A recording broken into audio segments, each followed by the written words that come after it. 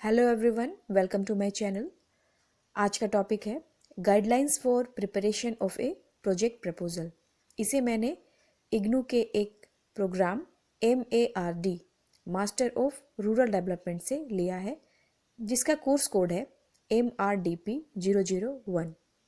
MARD के students को एक प्रोजेक्ट वर्क करना होता है, परियोजना कार्य करना होता है और परियोजना कार्य करने से पहले प्रोजेक्ट प्रपोजल बनाना पड़ता है। तो आज हम देखेंगे कि प्रोजेक्ट प्रपोजल कैसे बनता है। परियोजना प्रस्ताव। प्रोजेक्ट प्रपोजल को जानने से पहले आपको ये जानना अति आवश्यक है कि परियोजना कार्य क्या होता है। What is project work? परियोजना कार्य एक अप्रत्यक्ष तरीके से सामर्थ्यवान बनाने की पद्धति है जो किसी विषय के बारे में नियमित तरीके से सिस्टमेटिक वे से नवीन जानकारी जुटाने में, नई जानकारी जुटाने में आपकी मदद करता है। अक्सर ऐसे विषय का चुनाव करना होता है जिस पर पहले पर्याप्त अध्ययन नहीं हुआ हो, जिस पर पहले कोई स्टडी नहीं हुआ हो। यह भी संभव है कि आपने जो विषय चुना है उस पर पहले अध्ययन तो हुआ है, लेकिन किसी अन्य पहलुओं को लेकर आप कोई भी खास विषय चुन सकते हैं। दूसरे एस्पेक्ट्स को लेकर आप विषय चुन सकते हैं और इसके किसी भी विशेष पहलू का अध्ययन आप कर सकते हैं। परियोजना के विषय का चुनाव। Selection of project title. परियोजना के विषय का चुनाव करते समय निम्नलिखित बातों का ध्यान रखना चाहिए, जिसमें सबसे पहले है विषय उपयुक्त हो, टॉपिक सही होना चाहिए। नेक्स्ट, विषय का संदर्भ सही हो, रेफरेंस सही होना चाहिए। नेक्स्ट, विषय से संबंधित साहित्य आसानी से उपलब्ध हो। जो भी टॉपिक चुना है उससे रिलेटेड लिटरेचर जो है वो आसानी से उपलब्ध हो सके, जिससे आपको दिक्कत ना हो। कार्य के लिए आपके पास पर्याप्त समय हो। हड़बड़ी में या कम समय में सही तरह से आप अपने प्रोजेक्ट वर्क को नहीं कर पाएंगे, इसलिए प्रोजेक्ट वर्क करने से पहले आप ये सुनिश्चित करें कि आपके पास पर्याप्त समय हो। कार्य पूरा करने के लिए आपके पास वित्तीय साधन हो। प्रोजेक्ट में खर्च भी आते हैं, तो आप भी इस बात का ध्यान रखेंगे कि कार्य पूरा करने के लिए आपके पास वित्तीय साधन होना चाहिए। नेक्स्ट है स्थानीय क्षेत्र में आपके पास पर्याप्त संपर्क सूत्र हो। जिस क्षेत्र में आप काम करना चाहते हैं उस क्षेत्र के लोगों के साथ आपके पर्याप्त संपर्क सूत्र होने चाहिए। नेक्स्ट है निर्धारित समय अवधि में आंकड़े जमा किए जा सके। कभी भी हड़बड़ी में प्रोजेक्ट नहीं होता है, तो आप ये निश्चित करें कि निर्धारित समय अवधि में जो है डेटा जमा किए जा सके। प्रोजेक्ट प्रपोजल, परियोजना प्रस्ताव।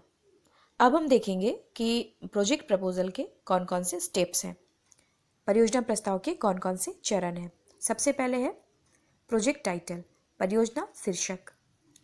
परियोजना का शीर्षक ऐसा होना चाहिए कि इससे आपके कार्य का प्रकार और इसकी प्रकृति बिल्कुल स्पष्ट हो जाए।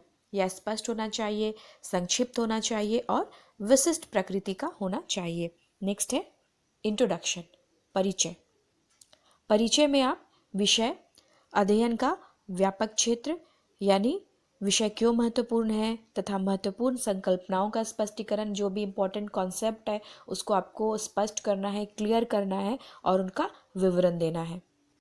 इसके बाद है स्टेटमेंट ऑफ द प्रॉब्लम, समस्या का कथन, समस्या का संक्षिप्त विषय, समस्या का विश्लेषण और उसकी प्रासंगिकता होना चाहिए, यानी जिस विषय को लेकर आप परियोजना कार्य करना चाहते हो उसकी प्रासंगिकता होनी चाहिए, रिलेवेंसी होनी चाहिए। नेक्स्ट है ऑब्जेक्टिव, उद्देश्य। प्रस्तावित परियोजना कार्य का उद्देश्य बताने के लिए आपको यह बताना पड़ेगा कि आपने इस परियोजना कार्य के लिए इस खास विषय को क्यों चुना है। उद्देश्य को हम पॉइंट वाइज लिखते हैं और किसी भी परियोजना कार्य के लिए हम लोग 4 से 5 उद्देश्य लिखते हैं। नेक्स्ट है हाइपोथेसिस, परिकल्पना।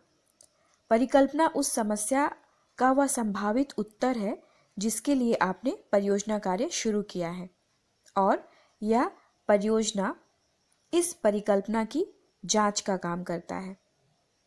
परिकल्पना ऑब्जेक्टिव यानी उद्देश्य से संबंधित होता है और परिकल्पना को किसी भी प्रॉब्लम का टेंटेटिव सॉल्यूशन कहते हैं और परियोजना कार्य के द्वारा परिकल्पना यानी हाइपोथेसिस की जांच होती है।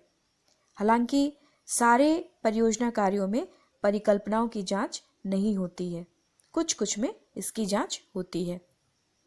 नेक्स्ट है यूनिवर्स ऑफ द स्टडी, अध्ययन क्षेत्र। इसके अंतर्गत आप जिस क्षेत्र में कार्य करना चाहते हैं, जिसे हम कह सकते हैं कि जिला, गांव, प्रखंड, आपको उसके बारे में लिखना होगा, बताना होगा। उसके बाद आता है सैंपल, नमूना या न्यायादर्श।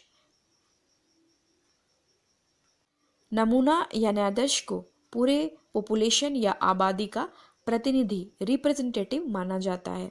इसे कई तरह से हम लोग एकत्र कर सकते हैं। जैसे यदि हम किसी गांव को चुने हैं तो गांव के प्रत्येक व्यक्ति के पास जाकर हम आंकड़ा का संकलन नहीं कर सकते, डाटा कलेक्ट नहीं कर सकते हैं। इसके लिए हमें सैंपल चुनना होगा, कुछ प्रतिनिधियों को चुनना होगा। तो यही सैंपल होता है। तो जब भी हम किसी प्रोजेक्ट कार्य को करते हैं, परियोजना कार्य को करते हैं, तो उसके लिए सैंपल, नमूना या न्यायादर्श को चुना जाता है। तो इस तरह से हमने देखा कि प्रोजेक्ट प्रपोजल जो है इन स्टेप्स के द्वारा पूरा होता है। अगले स्लाइड में भी हम देखेंगे कि सैंपल के बाद और नेक्स्ट स्टेप क्या है। परियोजना प्रस्ताव का जो अगला चरण है वह है टूल्स फॉर डेटा कलेक्शन, आंकड़ों के संकलन हेतु उपकरण। विभिन्न स्रोतों से आंकड़े संग्रह करने के लिए, एकत्र करने के लिए आप किन साधनों का प्रयोग करना चाहते हैं, इसे यहाँ पर लिखना है। जैसे साक्षात्कार, इंटरव्यू, अनुसूची, शेड्यूल, क्वेश्चनेयर, प्रश्नावली, ऑब्जर्वेशन, अवलोकन। आप जिनका भी प्रयोग करेंगे उसे यहाँ पर लिखना है। नेक्स्ट है डेटा कलेक्शन, आंकड़ों का विश्लेषण। आंकड़ों का संकलन हो जाने के बाद आंकड़ों का विश्लेषण किया जाता है।